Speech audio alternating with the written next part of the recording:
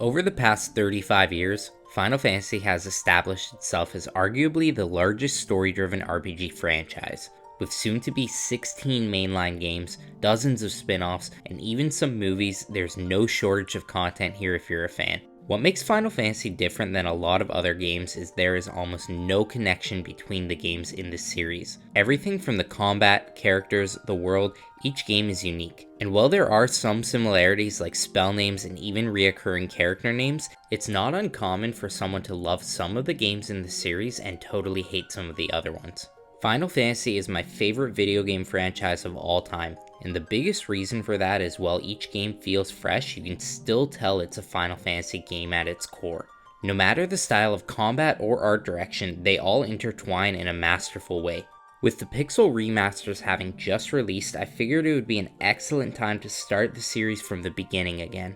Now, I'm no stranger to the origins of Final Fantasy. I've played the first game multiple times across many different consoles, and it's one of my favorite games ever for a lot of reasons, but I'll try my best to not let that sway the direction of this video too much. Final Fantasy I on the PSP was my first real Final Fantasy game. I remember always hearing about the amazing storylines of Final Fantasy VI, VII, and X, and one day I went into my local EB Games and saw Final Fantasy I and II for the PSP on the shelf. I knew nothing about these games, but I was a fan of turn-based combat and exploration in Pokemon games, and was able to tell from the back of the box that this game was of a similar style. Now I lucked out a bit, as the PSP version is the best looking version of this game, so it was really easy on the eyes compared to the original NES version. If the NES version was my first experience with Final Fantasy I, my love for this game might not exist, as that version feels very dated today, but for its time it was groundbreaking.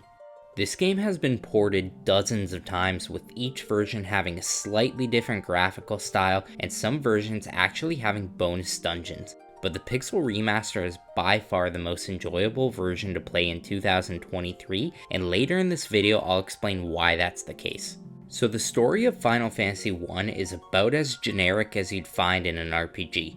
The world is overcome with darkness as the 4 elemental crystals that make up the world have been darkened by 4 fiends. A prophecy tells of 4 warriors known as the Warriors of Light who will defeat the evil and restore light to the crystals. These Warriors of Light are who you play as throughout the game, and the 4 fiends are each bosses to dungeons you will have to clear in order to restore the crystals. Again, it's nothing overly ambitious, but it gets the job done and it's interesting enough to keep you invested. The name Final Fantasy was originally supposed to be Fighting Fantasy, but was changed to avoid copyright issues.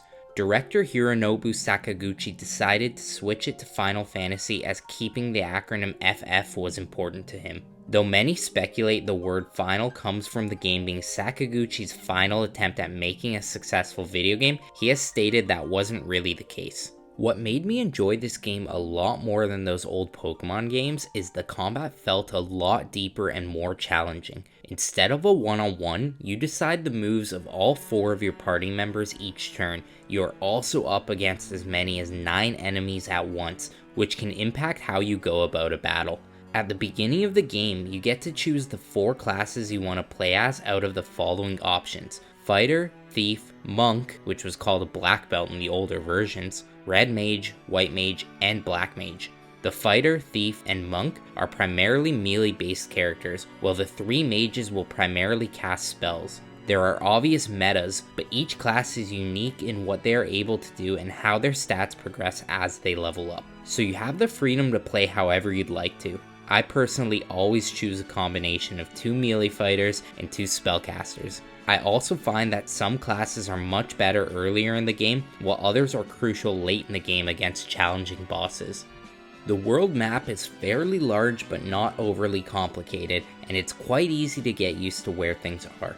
You spend all of your time navigating this world map when you're not in city, dungeon, or cave, but luckily you unlock many forms of transportation that make traveling around a lot less tedious. What causes a lot of frustration in this game for most people is the abundance of random encounters. In most versions of the game, you can't walk 10 steps without getting into a battle.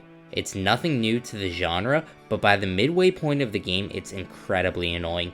Even though you have the option to flee, the need for the experience and the money makes you much more likely to just grind the battles out. This is where the Pixel Remaster absolutely destroys all other versions of this game.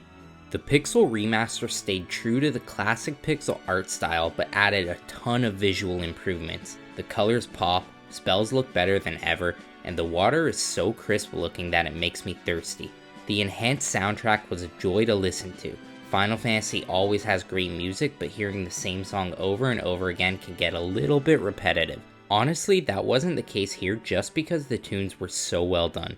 As previously mentioned, where the Pixel Remasters really shine is in the quality of life improvements. The ability to turn off random encounters made my playing experience so much more enjoyable, and while this would normally cause you to be extremely underpowered, you also have the option to boost your experience and gil acquiring rates to 2 times or 4 times.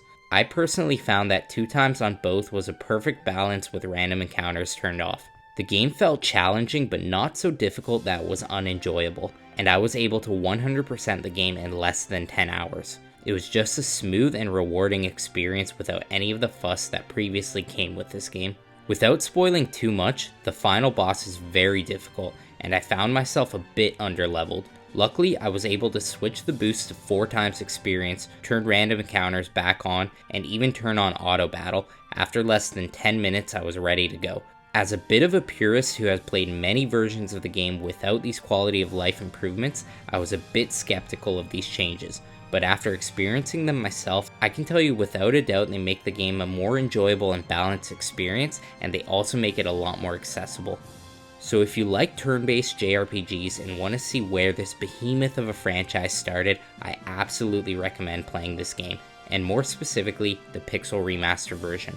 Over the next year or so, I'll be revisiting all of the mainline Final Fantasy games, including the less favorable ones, and making videos on each of them. So if you're interested in that, please like, comment, and subscribe to the channel. I myself cannot wait for Final Fantasy XVI as it's right around the corner and it's looking phenomenal.